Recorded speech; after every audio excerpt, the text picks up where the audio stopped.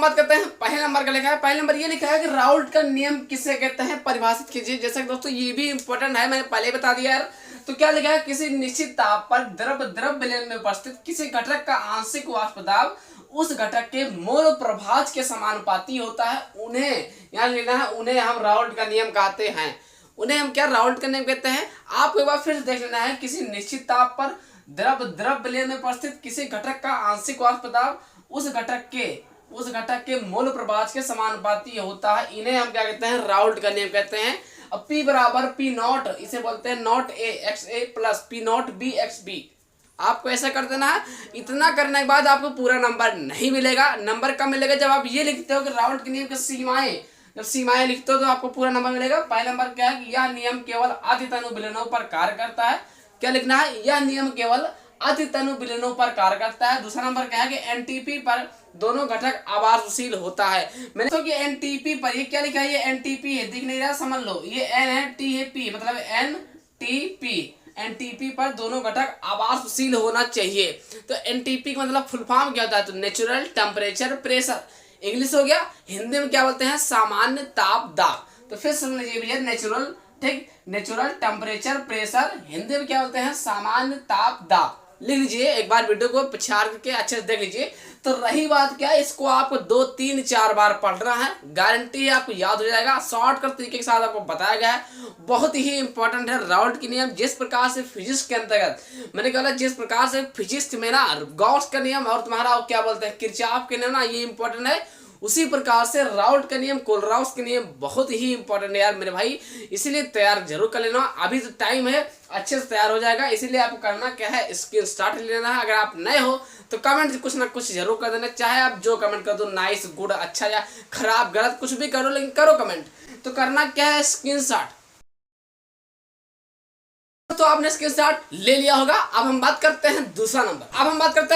क्या है दूसरा नंबर, ये लिखा मेरे भाई कि भैया कोलराउस का नियम है ना। दूसरा नंबर क्या है, कोलराउस का नियम। जैसे दोस्तों ये बहुत ही इंपॉर्टेंट है। अब हम बात करते हैं दूसरा नंबर क्या है। दूसरा नंबर ये लिखा है कोलराउस का नियम, ये बहुत ही इंपॉर्टेंट है, ये समझ सकते हो आप। तो आपको याद कैसे करना है, आपको नोट कर लेना आज की इस वीडियो को, ठीक। लिखा है अनंत अनुता पर किसी विद्युत अपघट की मोलर चालकता उसमें उपस्थित, अनंत मतलब यही होता है, इसे बोलते हैं अनंत। ये देखो, ठीक, अनंत अनुता पर किसी विद्युत अपघट की मोलर चालकता उसमें उपस्थित धनायन, क्या लिखा है, धनायन या ऋणायन, ठीक, अनंत अनुता के मोलर चालकता की योगफल के बराबर होता है, इन्हें हम क्या कहते हैं, कोलराउस के नियम कहते हैं।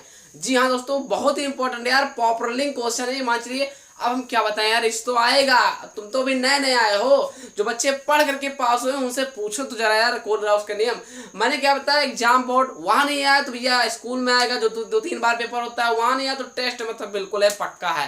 केमिस्ट्री के जो टीचर होगा वो लेगा तो लेगा भैया, कोलराउस का नियम जरूरी है, होता है यार, बहुत इंपॉर्टेंट है, तो आता है, हर साल आता है।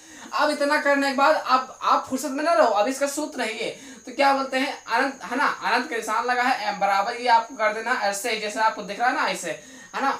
जहां अब n प्लस क्या है, धनात्मक संख्या है, n माइनस क्या है, ऋणात्मक संख्या है ना। तो ये चीजें आपको पता होना चाहिए यार। अब रही बात, इतना करने के बाद आपको यहाँ पे लिखना है, आपको लिखना होगा अनुप्रयोग, ठीक, कोलराउस के 2 अनुप्रयोग लिखिए। ये भी क्वेश्चन लिखा रहेगा, क्वेश्चन इस तरीके से आएगा, कोलराउस का नियम लिखिए तथा उनके 2 अनुप्रयोग लिखिए। तो अनुप्रयोग जब 2 रहेगा तो ये लिखना, पहला आसान अनुप्रयोग याद कर लो अभी से, है ना। तो पहला अनुप्रयोग क्या है कि अनंत अनुता पर दुर्बल विद्युत अपघट की मोलर चालकता। दूसरा ये अनंता लिखा, अनंत अनुता, ठीक। दूसरा नंबर क्या है कि दुर्बल विद्युत अपघट्टों के वियोजन की मात्रा की गणना।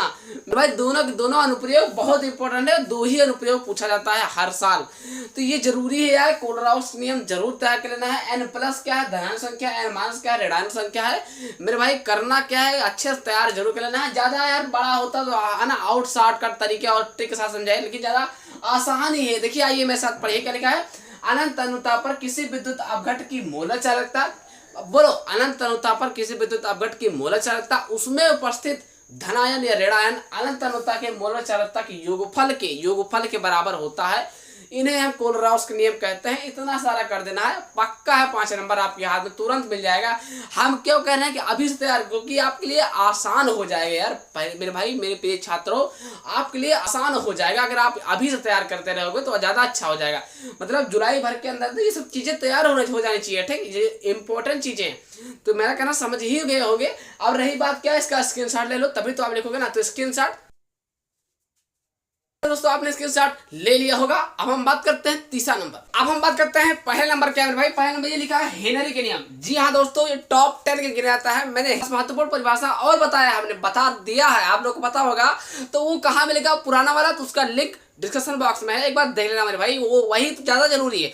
अब उसके बाद ये तो गारंटेड क्वेश्चन है, मतलब बहुत ही इंपॉर्टेंट है मेरे भाई, वीडियो यार पूरा देखो। हम ऐसे भाई है ना कि बहुत टॉप 10 के क्वेश्चन उठाते हैं। तो चलिए इसको देख लेते हैं, ज्यादा बात ना करते हैं, लंबी हो जाएगी वीडियो, ठीक। हेनरी ने कैसे आपको लिखना है, देखिए आसान लिखोगे नंबर उतना नहीं मिलेगा, है ना। 4 नंबर 5 नंबर में आता है, फर्जी नहीं लिखना आता है, उतने लिखो जितना जरूरी है। तो आइए बताते हैं क्या लिखा। इस नियम के अनुसार स्थिर ताप पर किसी गैस की द्रव में विलेयता गैस की दाब के समानुपाती होता है। समानुपाती निशान है, जो इस निशान होता है समानुपाती का, ठीक, समानुपाती होता है, इसे हम हेनरी का नियम कहते हैं। बस मैंने क्या बोला, इस नियम के अनुसार स्थिर ताप पर किसी गैस की द्रव में विलेयता, किसी गैस की द्रव में विलेयता गैस के दाब के समानुपाती होता है।